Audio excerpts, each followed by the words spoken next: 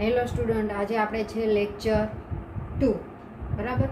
First લેક્ચરની અંદર transition element એટલે કે સંક્રાંતિ તત્વો, પ્રાઇમરી, સેકન્ડરી, પ્રથમ સંક્રાંતિ તત્વો, પ્રથમ શ્રેણીના, દ્વિતીય શ્રેણીના સંક્રાંતિ તત્વો અને તૃતીય શ્રેણીના સંક્રાંતિ તત્વોની ઇલેક્ટ્રોન રચના છે એ આપણે કરી. દ્વિતીય અને તૃતીય શ્રેણીના છે એ તમારી જાણ માટે છે. પ્રથમ શ્રેણીના સંક્રાંતિ તત્વોની ઇલેક્ટ્રોન રચના છે આપણે યાદ રાખવાની છે. પછી છે એમાં આપણે સ્કેન્ડિયમ, ટિટેનિયમ, વેનેડિયમ 21 થી 30 બરાબર પ્રથમ શ્રેણીના સંક્રાંતિ તત્વોની ઇલેક્ટ્રોન રચના જોઈતી, જેમાં સ્કેન્ડિયમથી કોપર સુધીના હતા, જેને સંક્રાંતિ તત્વો તરીકે ઓળખવામાં આવતા હતા, કેમ કે એની 3D કક્ષક છે એ ઇલેક્ટ્રોનથી અપૂર્ણ ભરાયેલી હતી. બરાબર. ઝિંક છે એની કક્ષક છે એ પૂર્ણ ભરાયેલી છે, એટલે એને આપણે સંક્રાંતિ તત્વ ગણવામાં આવતું નથી. ઘણાને એવો સવાલ હતો કે Mn છે એની કક્ષક પૂર્ણ ભરાયેલી. Mn ની કક્ષક છે એ પૂર્ણ ભરાયેલી નથી. પૂર્ણ ભરાયેલી એટલે 3D કક્ષકની અંદર 10 ઇલેક્ટ્રોન હોય તો આપણે એને કહીએ પૂર્ણ ભરાયેલી કક્ષક.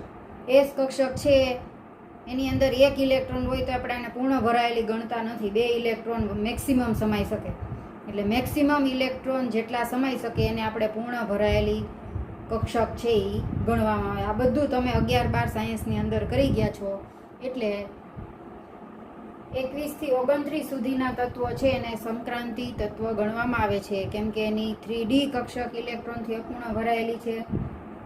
દ્વિતીયની અંદર 4D કક્ષક ઇલેક્ટ્રોનથી અપૂર્ણ ભરાયેલી હોય અને તૃતીય અંદર 5D કક્ષક ઇલેક્ટ્રોનથી અપૂર્ણ ભરાયેલી હોય. અને Zn, કેડમિયમ છે જેને સંક્રાંતિ તત્વ ગણવામાં આવતા નથી. બરાબર. હવે છે સંક્રાંતિ તત્વના ગુણધર્મો, ફિઝિકલ પ્રોપર્ટીઝ. બરાબર. સંક્રાંતિ તત્વના ગુણધર્મો છે એ પણ તમે આગળ છે એ ભણી ગયા છો. આમાં તમારે યાદ રાખવાનું છે. બરાબર. સંક્રાંતિ તત્વના ભૌતિક ગુણધર્મો છે એ તમારે યાદ રાખવાના છે. એમાં સૌથી પહેલા છે પરમાણુ કદ અને ઘનતા. સંક્રાંતિ તત્વના ભૌતિક ગુણધર્મ છે એ બીજા અન્ય તત્વોના ભૌતિક ગુણધર્મની માફક વધારે બદલાતા નથી, એટલે ઘણી ખરી એની અંદર સામ્યતા છે, એટલે ઘણા ખરા એ સરખા જોવા મળે છે. બરાબર. એમાં સૌથી પહેલા છે પરમાણુ કદ અને ઘનતા. એટલે તો કે સંક્રાંતિ તત્વ છે તો એની અંદર પરમાણુ ક્રમાંક વધતો હોય તો એની પરમાણુ કદ અને ઘનતામાં શું ફેરફાર થાય છે. બરાબર. કે સંક્રાંતિ તત્વની અંદરની કક્ષાઓ છે ઇલેક્ટ્રોનથી પૂર્ણ ભરાયેલી હોય છે. આપને ખબર છે, આપણે કક્ષા અને કક્ષકો છે એ ભણી ગયા. આ કેન્દ્ર, બરાબર, S કક્ષક, P કક્ષક, D અને F. S કક્ષકમાં 2 ઇલેક્ટ્રોન સમાય, પછી P માં 6, પછી D માં 10 અને F માં 14. એટલે અંદરની કક્ષાઓ છે એ ઇલેક્ટ્રોનથી પૂર્ણ ભરાયેલી હોવાથી કેન્દ્રીય વીજભાર છે ઇલેક્ટ્રોનને અંદર ખેંચે. S કક્ષક છે ઇલેક્ટ્રોનથી પૂર્ણ ભરાયેલી, તો વીજભાર છે ખબર છે આપણે કેન્દ્ર ઉપર વીજભાર હોય છે, પ્રોટોન, ન્યુટ્રોન, ઇલેક્ટ્રોન, એ બધું તમે ભણી ગયા. તો જે તે વીજભાર છે ઇલેક્ટ્રોન છે એ આપણને ખબર છે એની ફરતે આખી બધી કક્ષાઓની ફરતે સતત ફરતા રહેતા હોય છે, પ્રોટોન અને ન્યુટ્રોન.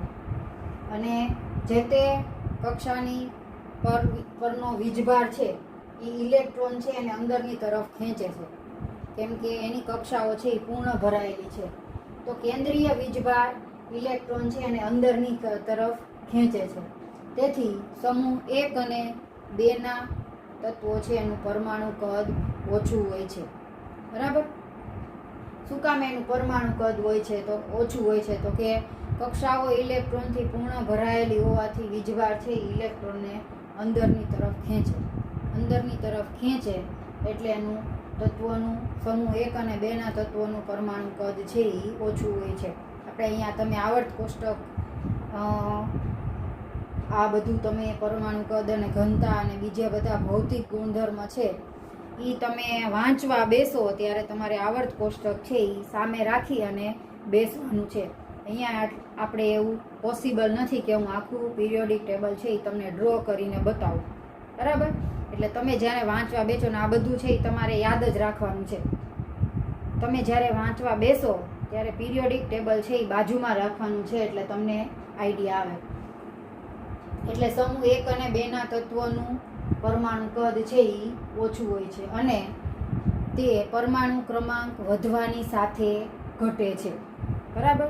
જેમ જેમ પરમાણુ ક્રમાંક વધે એમ એનું પરમાણુ કદ છે એ ઘટે છે. એટલે આ પરમાણુ કદના ઘટાડાને લીધે આ તત્વો છે એ ડેન્સિટી વધારે હોય છે આ તત્વોની, બરાબર? એનું પરમાણુ કદ ઘટ્યું, પરમાણુ ક્રમાંક વધ્યો, હાઇડ્રોજન, હિલિયમ, લિથિયમ, બેરિલિયમ જેમ જેમ આગળ જાઓ, બરાબર, પરમાણુ ક્રમાંક વધ્યો તો એનું પરમાણુ કદ ઘટ્યું અને પરમાણુ કદના આ ઘટાડાને લીધે એની ઘનતા છે ડેન્સિટી વધારે જોવા મળે છે. એટલે કેટલી હોય છે? એટલે બધા સંક્રાંતિ તત્વોની ડેન્સિટી આશરે 5 ગ્રામ પર સેમી ક્યુબ કરતાં વધારે હોય છે. એમાં અપવાદ છે 3: સ્કેડિયમ, ટિટેનિયમ અને વેનેડિયમ. કેમેસ્ટ્રીની અંદર આપણે અપવાદ છે એને સાથે રાખીને જ ચાલવાનું હોય છે, બરાબર?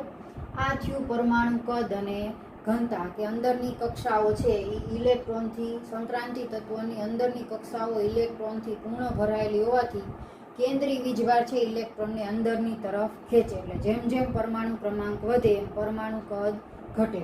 પરમાણુ ક્રમાંક વધવાની સાથે પરમાણુ કદ છે એ ઘટે અને આ પરમાણુ કદના ઘટાડાને લીધે તત્વોની, સંક્રાંતિ તત્વોની ઘનતા છે એ વધારે હોય છે. એટલે કે 5 ગ્રામ પર સેમી ક્યુબ કરતાં વધારે જોવા મળે છે. એની અંદર અપવાદ તરીકે છે સ્કેડિયમ, ટિટેનિયમ અને વેનેડિયમ. બીજું લક્ષણ છે એને કહેવાય ધાત્વિક લક્ષણ. એટલે કે સંક્રાંતિ તત્વો છે એ ધાતુના ગુણધર્મ ધરાવે છે. ધાતુના અને અધાતુના ગુણધર્મ છે એ તમારે આવી ગયા છે. તો સંક્રાંતિ તત્વ છે એ ધાત્વિક લક્ષણ ધરાવે છે, ધાતુના ગુણધર્મ ધરાવે છે, ઉષ્મા અને વિદ્યુતનું સુવાહક છે, તણાવપણું અને ટીપાવપણું ધરાવે છે કે એની અંદર સંક્રાંતિ તત્વમાં રહેલા મુક્ત ઇલેક્ટ્રોનને આધારે આ સંક્રાંતિ તત્વો ધાતુના ગુણધર્મ ધરાવે છે. એટલે આપણે એને કહી શકીએ કે તણાવપણું અને ટીપાવપણું ધરાવે છે. કોના લીધે? કે એની અંદર રહેલા મુક્ત ઇલેક્ટ્રોનને આધારે. ઉષ્મા અને વિદ્યુતના સુવાહક છે. તણાવપણું અને ટીપાવપણું એટલે ખેંચીને એના તાર, પતરા આ બધું છે એ બનાવી શકાય છે. આ તત્વો છે એ સખત અને મજબૂત છે, બરડ છે, કઠિન છે અને એક ધાતુ છે એ અન્ય ધાતુ સાથે જોડાય અને મિશ્ર ધાતુ છે એ બનાવે છે. એના ગલન બિંદુ છે એ ધાતુ તત્વના ગલન બિંદુ છે એ ઊંચા હોય છે. કે એક ધાતુ અન્ય ધાતુ સાથે સંયોજાય અને મિશ્ર ધાતુ છે એ બનાવે છે. આ ઉપરાંત આ તત્વ છે એ અલગ અલગ પ્રકારની સંયોજકતા ધરાવે છે. એની ઓક્સિડેશન અવસ્થા અલગ અલગ હોય છે. આપણે ઇલેક્ટ્રોન રચના જોઈ, બરાબર? તો મેં તમને કીધું હતું કે આ એસ કક્ષકનો ઇલેક્ટ્રોન છે એ ડી કક્ષકને દાન કરે, ક્રોમિયમ, કોપર છે એ અપવાદ હતા, બરાબર? તો એવી જ રીતે દ્વિતીય અને તૃતીય સંક્રાંતિ તત્વો છે એની અંદર ઇલેક્ટ્રોનનું દાન કરે. એસ કક્ષકમાં રહેલા ઇલેક્ટ્રોન ઘણા બધા એવા છે, બરાબર?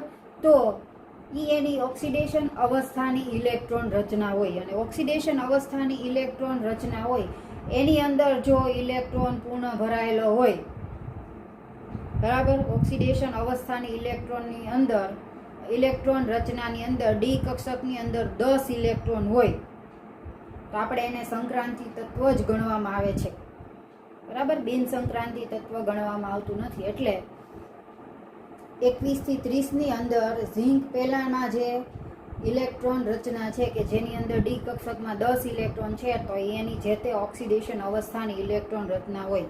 એવી જ રીતે આગળ કેડમિયમ દ્વિતીય સંક્રાંતિ શ્રેણીના તત્વો છે એમાં કેડમિયમ પહેલાની હોય તો એની અંદર એની ઓક્સિડેશન અવસ્થાની ઇલેક્ટ્રોન રચના હોય. Cu હોય તો Cu+2 ની ઇલેક્ટ્રોન રચના હોય, Cu+ ની ઇલેક્ટ્રોન રચના હોય. Cr હોય તો Cr+ ની, Cr+2 ની, Cr+3 ની એની ઇલેક્ટ્રોન રચના હોય. બરાબર. તો એની અંદર ડી કક્ષકની અંદર 10 ઇલેક્ટ્રોન હોય તો આપણે એને સંક્રાંતિ તત્વ જ ગણવામાં આવે છે કે અર્ધપૂર્ણ કક્ષા છે. બરાબર.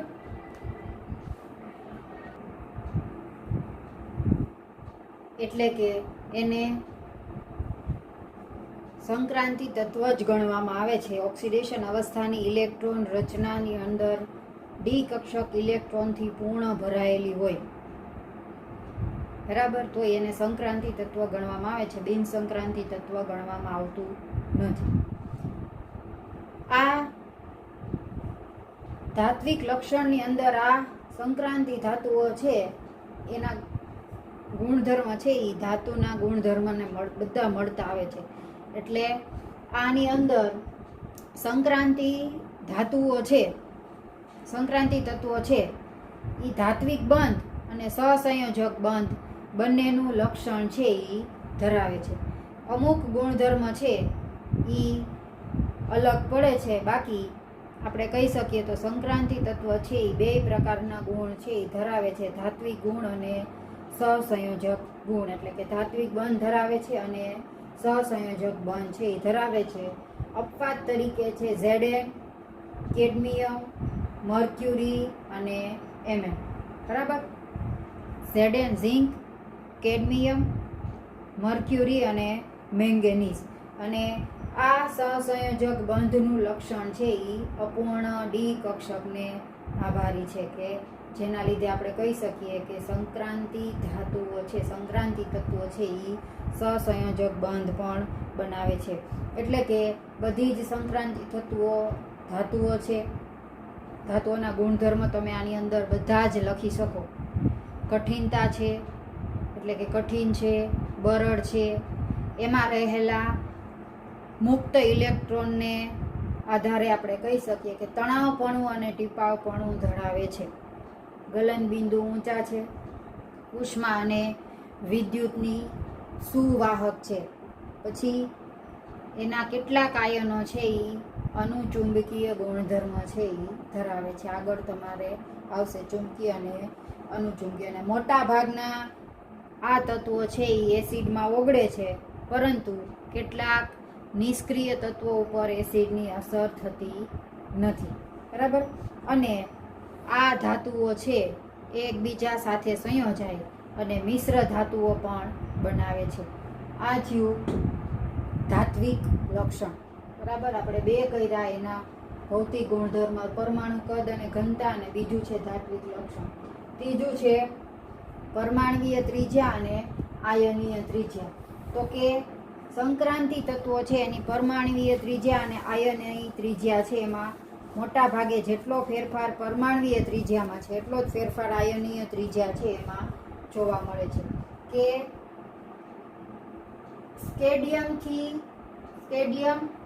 Titanium, vanadium, chromium, manganese, Fe, cobalt, nickel, copper. બરાબર.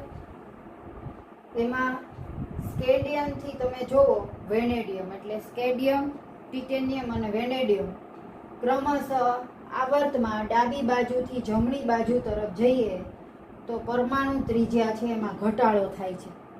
બરાબર.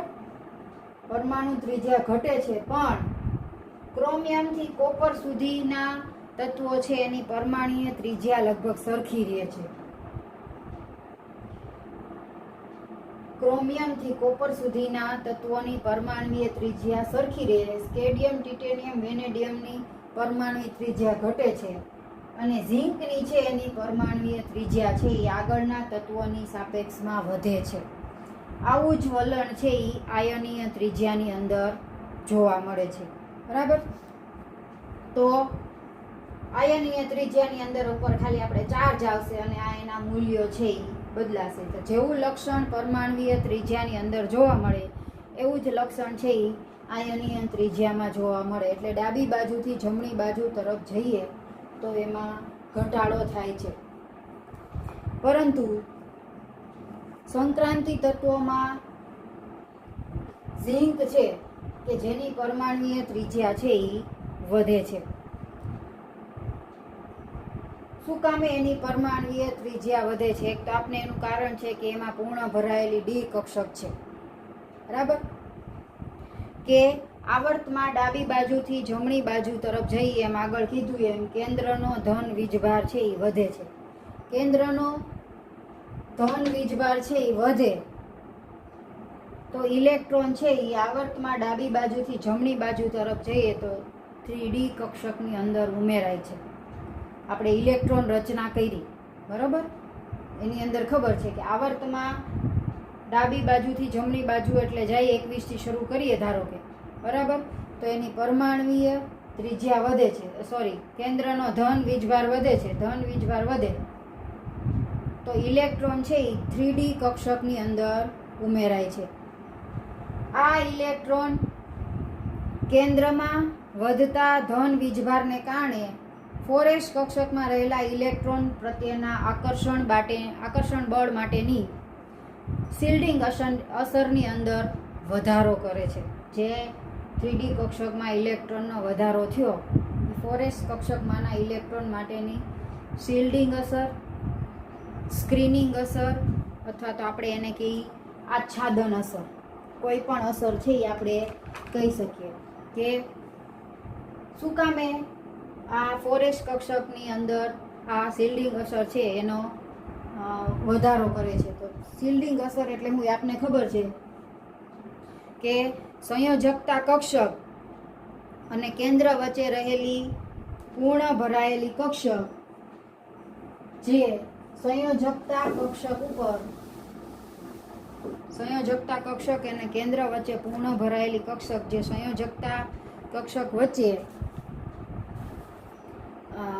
કેન્દ્ર વચ્ચે રહેલી પૂર્ણ ભરાયેલી કક્ષક જે સંયોજકતા કક્ષક પર કેન્દ્રનું આકર્ષણ બળ છે એ ઘટાડે છે. બરાબર, કેન્દ્ર પ્રત્યેનું આકર્ષણ બળ છે એ ઘટાડે, જેને આપણે શિલ્ડિંગ અથવા સ્ક્રીનિંગ અથવા આચ્છાદન અસર તરીકે આપણે ઓળખીએ છીએ. બરાબર, તો 4s કક્ષકમાં રહેલા ઇલેક્ટ્રોન પ્રત્યેના આકર્ષણ બળ માટેની શિલ્ડિંગ અસરની અંદર વધારો કરે છે. પરિણામે આ 4s કક્ષકમાં રહેલા ઇલેક્ટ્રોન છે એ કેન્દ્ર તરફ વધારે આકર્ષાયેલા જોવા મળતા નથી એના પડોશી તત્વની સાપેક્ષમાં.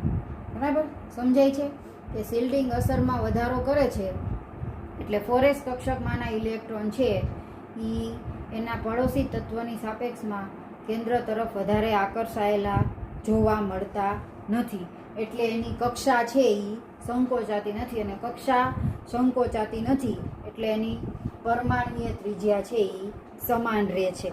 બરાબર, Zn પરમાણુની આ વાત થઈ આપણે ક્રોમિયમથી કોપર સુધીની.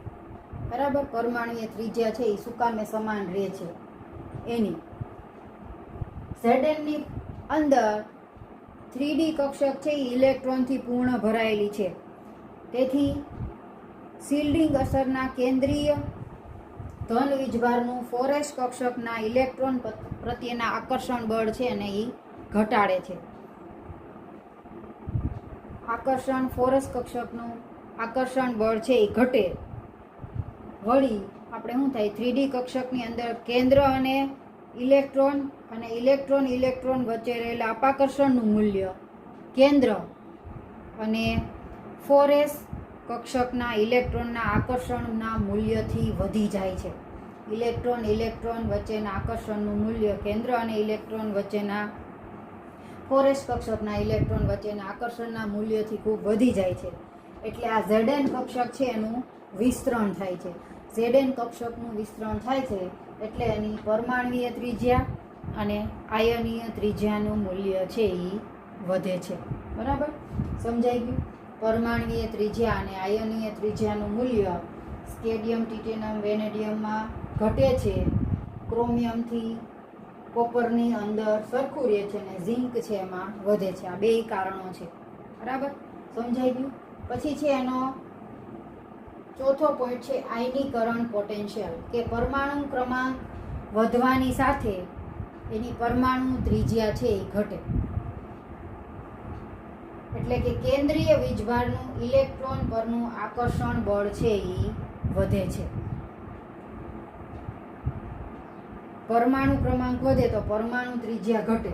પરમાણુ ત્રિજ્યા ઘટે તો કેન્દ્રમાં રહેલો જે વીજભાર છે એનું ઇલેક્ટ્રોન પરનું આકર્ષણ બળ છે એ વધે. એટલે આપણે કહી શકીએ કે આયનીકરણ પોટેન્શિયલની કિંમત છે એ પણ વધે. એમાં રહેલા વીજભારનું કેન્દ્ર પરના આકર્ષણ બળને લીધે આપણે કહી શકીએ કે આયનીકરણ પોટેન્શિયલની કિંમત વધે. અને સંક્રાંતિ તત્વોની અંદર ડી ઇલેક્ટ્રોનનું ઉમેરણ સ્ક્રીનિંગ અસર છે એ ઉત્પન્ન કરે છે. કે આપણે બધી ડી કક્ષક છે એ ભરાય છે, એટલે ડી કક્ષકનું ઉમેરણ છે એ શું ઉત્પન્ન કરે? સ્ક્રીનિંગ અસર અથવા આચ્છાદન અસર છે એ ઉત્પન્ન કરે છે. અને તેથી તેની બહારના એસ કક્ષકના ઇલેક્ટ્રોનનું કેન્દ્રીય વીજભારથી રક્ષણ થાય છે. અને કેન્દ્રના આ વધેલા વીજભારની અને ડી કક્ષકના વિતરણની અસર એકબીજાથી વિરુદ્ધ પ્રકારની હોય છે. કઈ રીતે? તો સ્ક્રીનિંગ અસર ઉત્પન્ન થાય, બરાબર, તો બહારની કક્ષાની અંદર એસ કક્ષકમાં ઇલેક્ટ્રોન રહેલા હોય, જેટલા હોય એટલે 1 2 ઇલેક્ટ્રોન રહેલા હોય એનું અંદર રહેલા કેન્દ્રીય વીજભારથી પ્રોટેક્શન થાય છે. બરાબર, બહારના રહેલા એસ કક્ષકના ઇલેક્ટ્રોનનું કેન્દ્રીય વીજભારથી પ્રોટેક્શન થાય એટલે રક્ષણ થાય છે. અને આ વધેલો વીજભાર છે એની ડી કક્ષક અને વધેલો વીજભાર છે ઈ અને ડી કક્ષકનું જે વિતરણ થાય છે ઈ બંનેની અસર છે એ એકબીજાથી વિરુદ્ધ પ્રકારની હોય છે. એટલે આ તત્વોની ચોક્કસ શ્રેણીની અંદર પરમાણુ ક્રમાંક વધવાની સાથે એનો આયનીકરણ પોટેન્શિયલ છે એ વધે છે, પણ ખૂબ જ ઓછા પ્રમાણમાં વધે છે. એના પ્રથમ, દ્વિતીય અને તૃતીય આયનીકરણ પોટેન્શિયલના મૂલ્ય છે એ તમને મેં અહીંયા લખ્યા છે. પ્રથમ આયનીકરણ પોટેન્શિયલના મૂલ્ય તમે જુઓ, સ્કેન્ડિયમ, ટિટેનિયમ અને વેનેડિયમ, એમાં ફેરફાર થાય છે. ક્રોમિયમ છે એ વધેલો છે. ટૂંકમાં આ ત્રણ છે એકબીજાની નજીકના. ક્રોમિયમ વધેલો. એમ મેંગેનીઝ જોઈએ તો એનું મૂલ્ય છે એના પડોશી ક્રોમિયમ કરતાં ખૂબ જ વધારે છે. બરાબર, એવી જ રીતે ઝિંક છે, એના પ્રથમ આયનીકરણ પોટેન્શિયલનું મૂલ્ય અથવા આયનીકરણ આપણે બીજું જોઈએ તો આયનીકરણ એન્થાલ્પીના મૂલ્ય છે. એનું મૂલ્ય Zn, કોપર કરતાં Zn નું મૂલ્ય છે એ વધારે છે. આ જ વસ્તુ આપણે આયનીકરણ એન્થાલ્પીની અંદર, આ આયનીકરણ એન્થાલ્પીના પ્રાઇમરી, સેકન્ડરી અને ટર્સરીના મૂલ્યો છે એમાં આપણે જોઈએ કે એવો જ ફેરફાર થાય છે. એવી જ રીતે દ્વિતીય આયનીકરણ એન્થાલ્પીની અંદર સ્કેન્ડિયમ, ટિટેનિયમ અને વેનેડિયમ એ ત્રણેયના મૂલ્યો નજીક વધારે બહુ નથી, એટલે ટૂંકમાં ધીમે ધીમે વધારો થાય છે. પણ ક્રોમિયમ છે એમાં ખૂબ જ વધી ગયા, ખૂબ જ વધારો થાય છે. એવી જ રીતે કોપરમાં એના પડોશી કોપર કરતાં, નિકલ કરતાં વધારે જોવા મળે છે. આવી જ વસ્તુ દ્વિતીય આયનીકરણ એન્થાલ્પીની અંદર પણ જોવા મળે છે. બરાબર, એટલે કે આપણે કહી શકીએ કે પરમાણુ ક્રમાંક વધવાની સાથે આયનીકરણ પોટેન્શિયલની કિંમત વધે છે, પણ બહુ ઓછા પ્રમાણમાં વધે છે.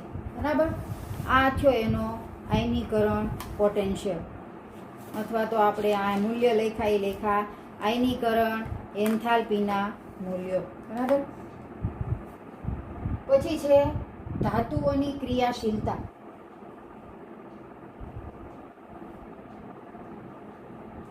પાંચ નંબરનું છે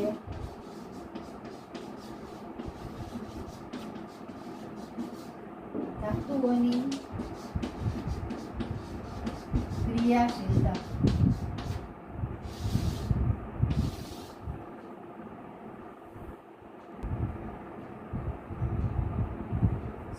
સંક્રાંતિ તત્વોના પરમાણુઓ નાના છે એટલે એમના આયનીકરણ પોટેન્શિયલ છે એ ઊંચા છે. આપણે આગળ કીધું એમ કે સંક્રાંતિ તત્વો છે એની અંદર ધાત્વિક બંધ અને સહસંયોજક બંધ જોવા મળે. એટલે સહસંયોજક બંધના આ વલણને લીધે એમના ગલન બિંદુ છે એ ઊંચા જોવા મળે છે.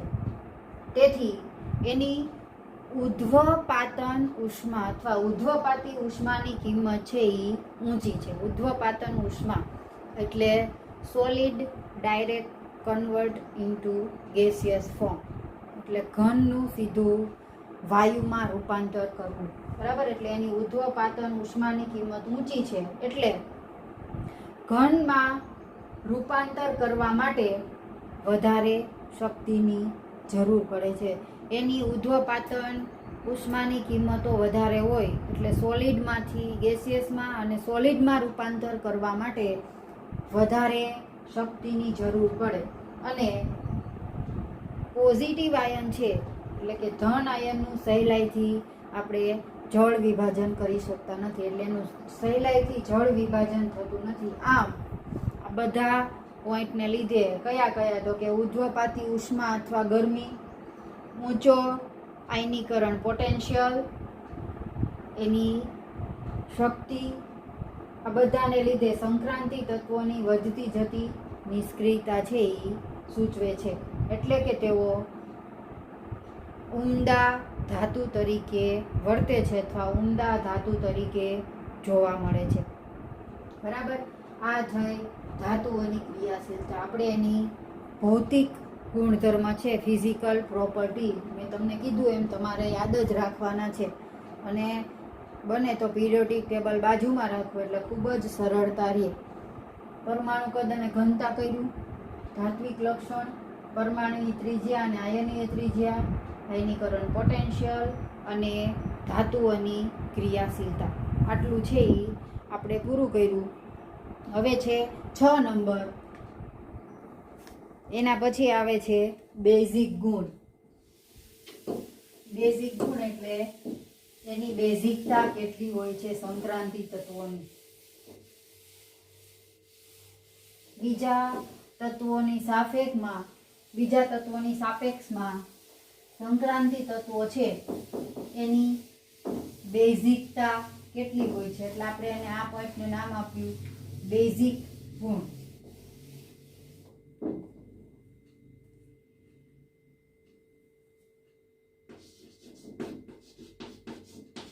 બેઝિક ગુણ.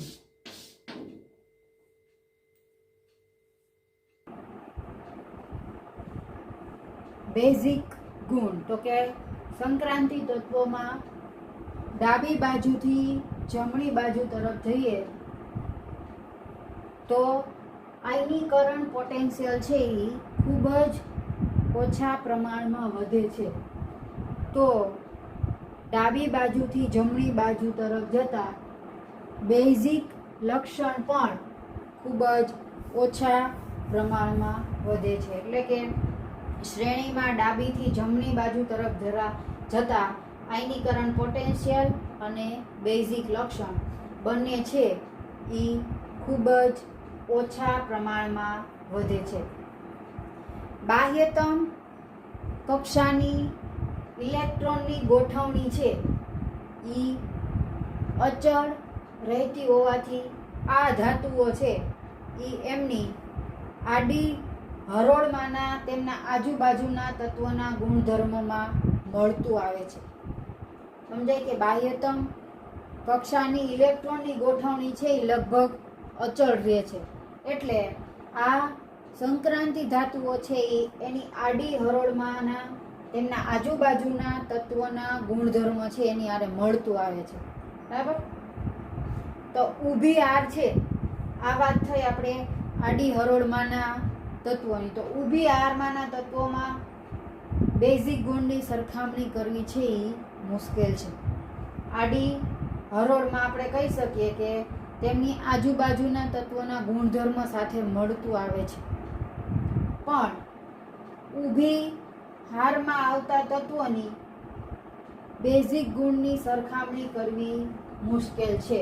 પણ જ્યાં આ બેઝિક ગુણની સરખામણી કરવી શક્ય હોય ત્યાં સમૂહનો જે તે સમૂહનો પ્રથમ સભ્ય છે એ બીજા અને ત્રીજા સમૂહ કરતાં સહેજ વધારે બેઝિક હોય છે. બરાબર. આડી હારમાંની સરખામણી થઈ ગઈ.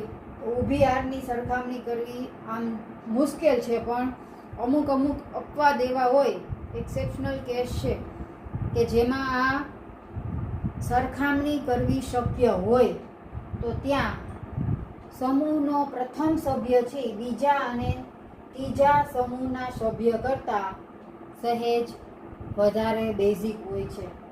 અપવાદ છે ટિટેનિયમ, ઝર્કોનિયમ અને હાફનિયમ.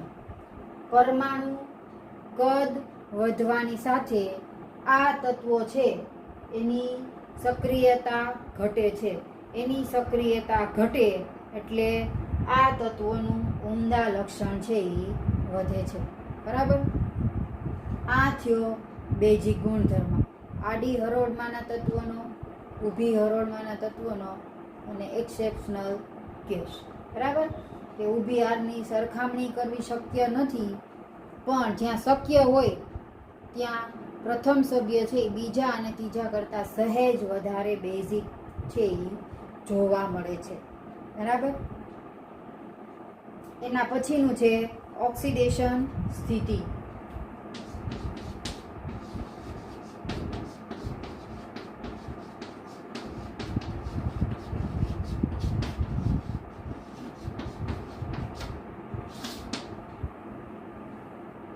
આપને ખબર છે સંક્રાંતિ તત્વો છે એની ઓક્સિડેશન અવસ્થા ધરાવે છે. તમે આગળ 11-12માં ભણી ગયા, મેં જેમ તમને કીધું એમ, કે એમાં એની ઓક્સિડેશન અવસ્થાની ઇલેક્ટ્રોન રચના આપેલી હોય છે અને ઓક્સિડેશન અવસ્થા કેટલી છે, +2, +3, +4 એટસેટ્રા જેની જે હોય. બરાબર. તો આપને ખબર છે સંક્રાંતિ તત્વો છે એ ઓક્સિડેશન સ્થિતિ છે એ ધરાવે છે. આ સંક્રાંતિ તત્વો છે એ વિવિધ ઓક્સિડેશન સ્થિતિઓ છે એ ધારણ કરે છે, એટલે કે વિવિધ ઓક્સિડેશન અવસ્થા છે એ ધરાવે છે. કે આ એમની ખાસ એક લાક્ષણિકતા, કે તો લાક્ષણિકતા અથવા તો આ એમની ખાસિયત છે. આ કારણે તેઓ બંધ બનાવવા માટે S અને D બંને પ્રકારના ઇલેક્ટ્રોન છે એનો ઉપયોગ કરે છે. કે સંક્રાંતિ ધાતુઓ વિવિધ ઓક્સિડેશન સ્થિતિ ધરાવે છે એટલે બંધ બનાવવા માટે S અને D બંને પ્રકારના ઇલેક્ટ્રોન છે એનો ઉપયોગ કરે છે. બંધ આપણે ભણી ગયા, બરાબર, અલગ અલગ પ્રકારના. તો એની અંદર S અને D બંને પ્રકારના ઇલેક્ટ્રોન છે એનો ઉપયોગ કરે છે. આમાંની જે ઓક્સિડેશન અવસ્થા છે એ નીચી હોય તો એ કોના લીધે જોવા મળે, તો કે તેમના આયોનિક બંધને લીધે નીચી ઓક્સિડેશન અવસ્થા જોવા મળે અને સહસંયોજક બંધને લીધે ઊંચી ઓક્સિડેશન અવસ્થા છે એ જોવા મળે છે. એટલે આ બંનેને લીધે આ ઓક્સિડેશન અવસ્થાને લીધે આ સહસંયોજક અને આયોનિક બંધ છે એ ઉદ્ભવે છે અથવા તો જોવા મળે છે. આયોનિક બંધન માટે, એટલે કે આયોનિક બંધ માટે ઓક્સિડેશન કરતા પદાર્થ દ્વારા NS ઇલેક્ટ્રોન એ 1 અથવા N-1D ઇલેક્ટ્રોન જુદા પાડી શકાય છે. કે આયોનિક બંધ બનાવવા માટે આ ઓક્સિડેશન કરતા પદાર્થ જે હોય એના દ્વારા NS ઇલેક્ટ્રોન અને N-1D ઇલેક્ટ્રોન છે એને જુદા પાડી શકાય છે. આ પોસિબલ બને છે ઓક્સિડેશન કરતા પદાર્થ દ્વારા. આ NS અને N-1D ઇલેક્ટ્રોન આ બંનેની ઉર્જા અથવા શક્તિનો તફાવત છે એ ખૂબ ઓછો હોય છે. બરાબર. એટલે ઓક્સિડેશન કરતા પદાર્થની રાસાયણિક શક્તિ છે એ આ બંને માટે પૂરતી છે. બરાબર. બંનેને શક્તિ વચ્ચે તફાવત ઓછો છે તો આપણે કોનો ઉપયોગ કરી શકીએ? તો કોણ વપરાય છે એના માટે? ઓક્સિડેશન કરતા પદાર્થ. તો ઓક્સિડેશન કરતા પદાર્થની રાસાયણિક શક્તિ છે એ એના માટે પૂરતી છે. બરાબર. આ થયું ઓક્સિડેશન સ્થિતિ. કે સંક્રાંતિ તત્વોની આ એક લાક્ષણિકતા છે કે એ ઓક્સિડેશન અવસ્થા ધરાવે છે, ઓક્સિડેશન સ્થિતિ ધરાવે છે. નીચી ઓક્સિડેશન સ્થિતિ માટે આયોનિક બંધ અને ઊંચી ઓક્સિડેશન સ્થિતિ માટે સહસંયોજક બંધ છે એ ઉદ્ભવે છે. અને ઓક્સિડેશન કરતા પદાર્થની મદદથી NS અને N-1 × D આ બંને ઇલેક્ટ્રોન છે એને જુદા પાડી શકાય છે. બંને વચ્ચે ડિફરન્સ છે ઉર્જાનો ખૂબ જ ઓછો છે. એટલે જે ઓક્સિડેશન કરતા પદાર્થ છે એની રાસાયણિક શક્તિ જેના માટે ઉપયોગ થાય છે એટલી જ પૂરતી છે કે બંનેને આપણે અલગ કરી શકીએ. બરાબર. આ થઈ ઓક્સિડેશન સ્થિતિ. ટોટલ આપણે 7 પોઈન્ટ કર્યા છે. પરમાણુ કદ અને ઘનતા, પછી હતો ધાત્વિક લક્ષણ, પરમાણુય ત્રિજ્યા, આયોનીય ત્રિજ્યા 3, પછી હતો એનો આયનીકરણ પોટેન્શિયલ 4, ધાતુઓની ક્રિયાશીલતા, બેઝિક ગુણ અને ઓક્સિડેશન સ્થિતિ. બરાબર. આ હતા એના ભૌતિક ગુણધર્મ. હવે આપણે બાકી છે ચુંબકીય ગુણધર્મ, અનુચુંબકીય, પ્રતિચુંબકીય. બરાબર. એ એટલે કે ચુંબકીય ગુણધર્મ ધરાવે છે, ઉદ્દીપકીય ગુણધર્મ, અને પછી છે આ સંક્રાંતિ તત્વો છે એ સંકીર્ણ સંયોજનો બનાવે છે. એમાં છે આંતરાલીય સંયોજનો, સંકીર્ણ સંયોજનો, એલોય એટલે કે મિશ્ર ધાતુઓ, અને નોન સ્ટોઇકિયોમેટ્રી. અને છેલ્લે આવશે એનો રંગ, કે સંક્રાંતિ તત્વો છે એ કયા કયા પ્રકારના રંગ છે એ ઓક્સિડેશન સ્થિતિ અને જલીય આયનોમાં એનો રંગ કેવો છે, એની ઓક્સિડેશન સ્થિતિ કેટલી હોય ત્યારે એનો રંગ છે એ કેવો જોવા મળે છે, અને કોના આધારે એનો રંગ જોવા મળે છે. બરાબર. આટલું આપણે પૂરું થાય પછી આપણે ફિઝિકલ પ્રોપર્ટી છે અહીંયા પૂરી થાય. એટલે હવે આના પછીનું એક લેક્ચર છે, પછી આપણી સંક્રાંતિ તત્વોની ફિઝિકલ પ્રોપર્ટી એટલે કે ભૌતિક ગુણધર્મ છે એ પૂરા થાય છે. તો મેં તમને કીધું એમ કે આ ગુણધર્મ છે એને તમારે ફરજિયાત યાદ જ રાખવાના છે. બરાબર. અને વાંચતા હો ત્યારે તમારે પીરિયોડિક ટેબલ, આવર્ત કોષ્ટક સહેજ આખું આપણે આવર્ત કોષ્ટક આવડતું ન હોય, બરાબર, મારે શક્ય નથી દોરવું, એટલે આપણે આખું આવર્ત કોષ્ટક આવડતું ન હોય તો એ બાજુમાં રાખી અને આ બધા ગુણધર્મ છે, ભૌતિક ગુણધર્મ છે એ તમારે વાંચવાના છે. અને એક્ઝામની અંદર નામ આપીને પૂછી શકે સંક્રાંતિ તત્વના ભૌતિક ગુણધર્મ. બરાબર. હજી 4-5 છે જે તમારે આવતા નથી, તમારા સિલેબસમાં નથી. તમારા સિલેબસમાં ખાલી આટલા જ છે. એટલે હજી 4-5 ગુણધર્મ એવા છે જે આવે છે. મેં તમને એક એક્ઝામ્પલ આપ્યું હતું આયનીકરણ એન્થાલ્પીનું. બરાબર. પ્રાઇમરી, સેકન્ડરી, ટર્સરી આયનીકરણ એન્થાલ્પીના મૂલ્યમાં શું શું ફેરફાર થાય એ. એટલે તમારા સિલેબસમાં ખાલી આટલા જ ભૌતિક ગુણધર્મ આવે છે અને એમાંથી તમને નામ આપીને પૂછી શકે ઓક્સિડેશન સ્થિતિ, પરમાણુ કદ અને ઘનતા, સંક્રાંતિ તત્વોનું ધાત્વિક લક્ષણ સમજાવો, રંગ, પછી મિશ્ર ધાતુઓ સમજાવો, સંકીર્ણ સંયોજનો સમજાવો. આ રીતે તમને નામ આપીને પણ પૂછી શકે, અથવા તો એવી રીતે પૂછી શકે કે કોઈ પણ 4 સંક્રાંતિ તત્વોના ભૌતિક ગુણધર્મ સમજાવો. તો તમારે ડિપેન્ડ ઓન માર્ક્સ, કેટલા માર્ક્સ છે એના આધારે એવું નથી કે નાના જે હોય એ તમે લખી નાખો. માર્ક્સ ઉપર આધાર રાખે કે તમારે કયો ગુણધર્મ છે એ લખવો છે. બરાબર. એટલે અને બધાય પૂછી શકે, એટલે એવું જરૂરી નથી. અને બધા પૂછે તો એ રીતે માર્ક એના હોય તો તમારે એનું લખાણ છે એ રીતે લખવાનું. એટલે ટૂંકમાં ફિઝિકલ પ્રોપર્ટી બધી પૂછી શકે અને એમાંથી 3 થી 4 પૂછે, કોઈ પણ 4 પૂછે અથવા તો તમને નામ આપીને પૂછે કે આટલા આટલા ગુણધર્મ છે એ સમજાવો. સંક્રાંતિ તત્વ, બરાબર. આ સંક્રાંતિ તત્વ અને એના ગુણધર્મ આપણે 3 થી 4 બાકી છે એ આપણે નેક્સ્ટ લેક્ચરની અંદર કરશું. Okay, thank you.